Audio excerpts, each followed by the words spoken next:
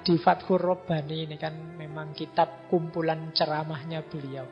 Jadi Syekh Abdul Qadir Jailani menyatakan, wahai kaumku, sesungguhnya yang membuatmu putus dari makrifat kepada Allah dan mengenal para walinya adalah karena kesenanganmu pada dunia, ambisimu pada dunia, kecintaanmu berlomba menumpuk kekayaan.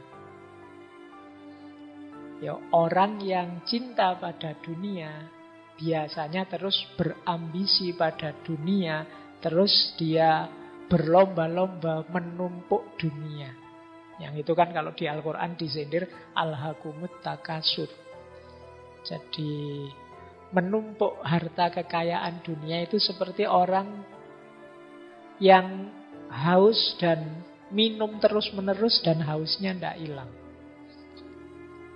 Makanya terus ingin minum terus, tidak ada akhirnya. Orang dengan ciri ini ya sulit dia akan sadar hadirnya Allah atau membelokkan orientasi hidupnya menuju Allah. Jadi sudah salah orientasi. Maka itu Syekh Abdul Qadir Jailani selanjutnya mengingatkan, siapa yang hatinya ditempati rasa dunia, lenyap sifat waroknya. Warok itu kalau dalam tasawuf wirai, jadi keterjagaan diri. Jadi warok itu orang yang sangat terjaga, baik dari dosa kecil apalagi dosa besar. Termasuk dari hal-hal yang tidak patut, tidak etis, tidak beradab. Ini orang warok. Jadi melakukan yang tidak pantas saja, yang tidak etis, tidak estetik saja dia menghindar. Apalagi yang dosa, apalagi yang salah. Ini orang warok.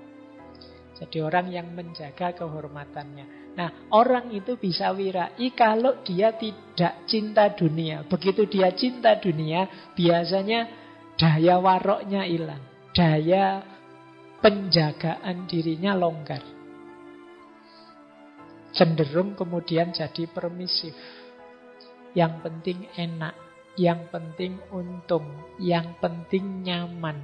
Ini kan yang ditawarkan oleh dunia semua. Nah, jadi kata Syekh Abdul Qadir Jailani, orang yang cinta dunia, lenyaplah waroknya. Bahkan yang tinggal hanyalah antara halal dan haram saja. Asal halal tidak apa-apa loh. Ini halal kan Pak, kan kita sering begitu. Berhenti di halal haram saja. Ya halal haram itu standar minimal. Kalau di agama ini kan aspek hukum. Di atas itu masih ada moral, masih ada etik. Bahkan di atas itu ada pantas, tidak pantas, estetik.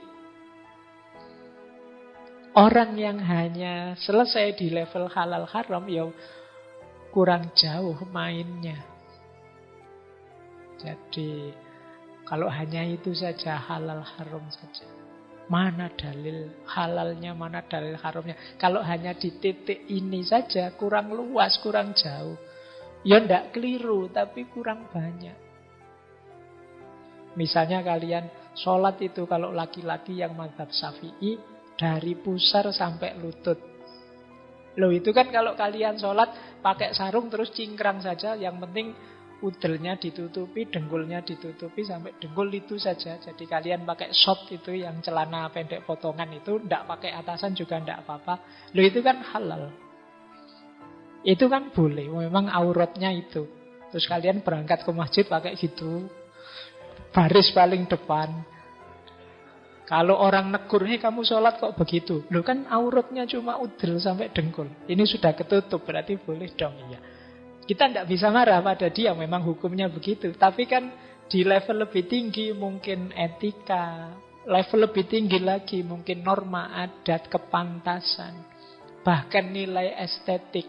Pakai sarung pun, nutup pun, itu kalau tidak estetik kan juga berhubungan dengan iffah dan warok tadi, kehormatan diri.